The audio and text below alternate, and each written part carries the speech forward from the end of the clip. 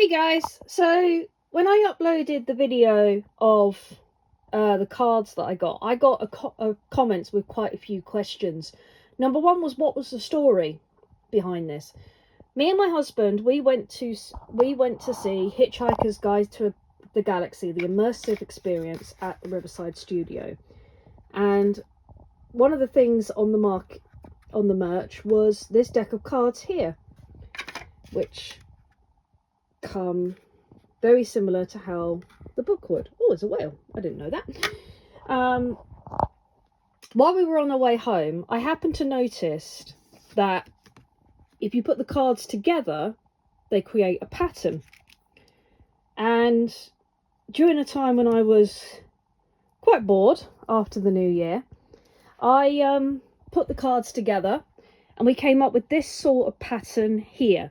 Now, this pattern here, I'm not 100% sure what it's meant to be, the whole pattern here. I think this is meant to be like the rock formation, but the actual wording is significant. So it spells the words, "We apologize for the inconvenience," with the E at the bottom there. Now, anyone who's read Hitchhiker's Guide to the Galaxy will know that this is supposedly the final word of God that was etched into a rock formation that Marvin had to look through. And unfortunately for you guys, I've now cursed you with insanity, because anyone that reads this then goes insane. But what is also key is that the words are made, let's start here, far out in the uncharted backwaters of the unfathomable end of the Webster, a spiral arm of the galaxy. And then it ends, where's the E gone? There. It begins with a house. These are actual spelt from the quotes from the actual book itself, including this one, which is my favourite. Where is it? Here we go. And the idea was lost forever. This is not her story, but it is the story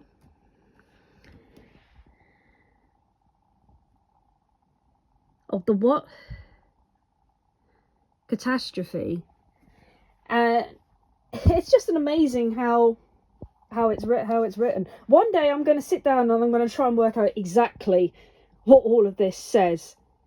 So that's the story of the cards and how they are created. You can still get these on the Riverside Studios. So if you want to build this symbol itself and try and work out what it's meant to be, let me know, or give me your own thoughts on what you think it is meant to be. So the next question was, what do the aces look like? And they look like this in a way.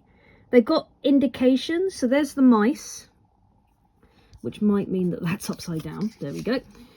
So we've got the mice, we've got the Babel fish, we've got the book itself, Don't Panic, and we've got this one here, which is the towel. So it's the three key things: Babel fish, guide, towel, and the mice.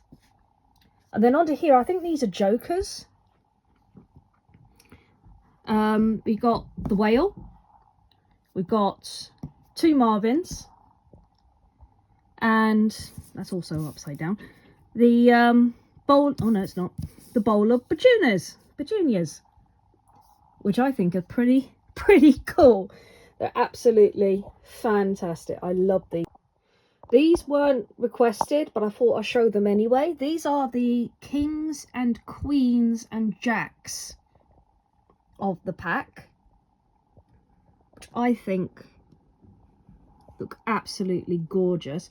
And the best thing about these is these are actually, so I can move Arthur Dent up there or along here, so up there, so he then starts another row there, or I can move him over here, and you can just, it's just a continuous carry on all the way thing, which I think are so cool. But as you can see, we've got Arthur Dent, Ford Prefect, we've got the creature that Arthur keeps on killing, whose name I've completely forgotten. You've got Deep Thought here, Zaphod Brieflebrox,